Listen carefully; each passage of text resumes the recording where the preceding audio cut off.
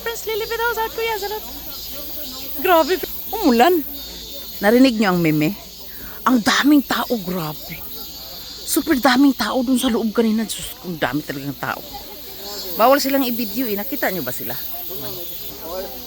Kuniwari lang, no? Tinanggal ko na yung aking vest. Kasi nasa labas tayo. Pero malamig. Friends, autumn na yung South Korea. But still there is... Anong mayroon doon? Ang lamig talaga, grabe. Di ba kanila lamig? Friends, napakaganda ng ano dito. Ano nga natin itong ilang taon na. Hindi, nabasa ko 100 years mahigit. Pero itong kahoy na to, 150 years old. Nayasayo ni... Pasyal tayo doon. Lika. Friends, may renovation, oh. Nakita niya. Grabe, napakaraming tao talaga. Nandito yung pare, oh. Dito pala siya nag-abang. Ay, gagawing maganda. Ay, ito renovation. Annyeonghaseyo ni. Annyeonghaseyo. 안녕하세요. 아, 여기 이쁘게 하고 있어. tingnan mo, ang ganda, oh. Pilipinang South Korea, salute! Stay taken more person. Ang ganda talaga, oh. Mag-greet ako sa pare. Ang dami niyang kausap, eh. Look at the huge trees over there, oh. There's so many. American friends. That's so beautiful, right? Uy! Ang daming tao. Tas umulan kasi. Look at that, oh. Ah, pinaganda niya talaga, no? Ipuda. Ah, annyeonghaseyo. Ganyan ang ginawa. Ganyan, oh. Ganyan. Oh, ipuda ako rito. Ang bigat ng bag ko, grabe. Pwede bang ilapag? Grabe, parang ano bang laman ng bag na ito? So, bigat talaga. Picture na tayo dito, friends, ha? Masaya talaga ako, friends. Hindi ako nag-dry ng buhok, friends. Naligo ako, friends. Tingnan mo. Mukhang ingot lang. Hindi kasi ulit na ako, eh. Actually, mag-dry talaga ako ng buhok. Pinutol ni Ajima yung buhok ko, friends. Masarap talaga ipapulis.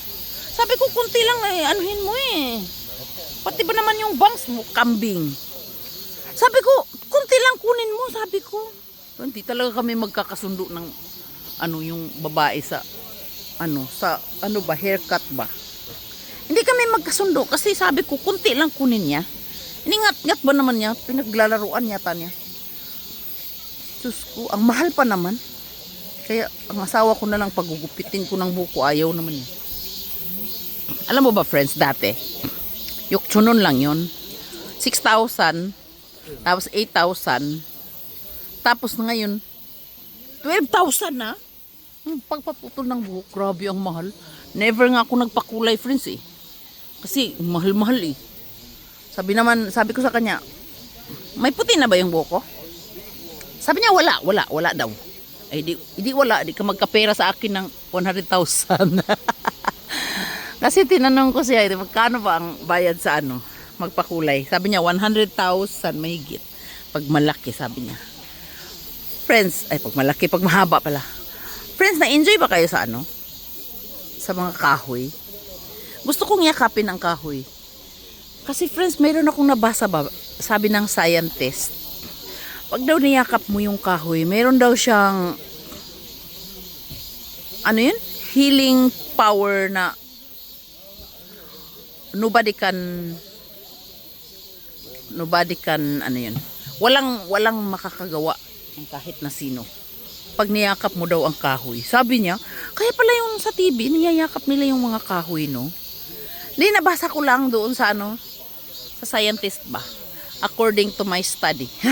According to my study, friends. Yakapin mo daw ang kahoy para gagaling ang iyong mga sakit-sakit.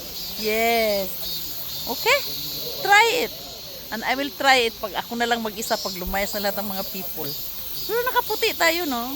Tapos basa yung kahoy. Saka na lang pagtuyo sila, no? Mulan ka. Look at the mountains, are so beautiful, diba, American friends? So beautiful. Our house is over there, surrounded by beautiful mountains. That mountains, over there, or our house is over there. Very near here. Walking distance only. Mountains, and that's over there. American friends, our house is over there, surrounded by beautiful mountains. But I said, I'm not looking for the beautiful mountains. I'm looking for the one who made mountains. O, di ba? Hinintay ko lang silang lumayas eh. Kasi may gagawin ako eh. 6 minutes lang, friends, ha? Kasi I want to go na kasi I want to go somewhere over there, far away. Ika lang. Nakita mo ba? 6 minutes lang. Agala, pinaganda nila talaga. Oh, grabe. I'm so excited. Oh, tingnan mo. Wow, renovation talaga, no? Nandito yung pare kanina. Tingnan mo, gumanda. Dati mga bato-bato lang yun, no? Magbabay na ako, friends, ha? Ito yung pinaka-main, eh. This is very, very old church.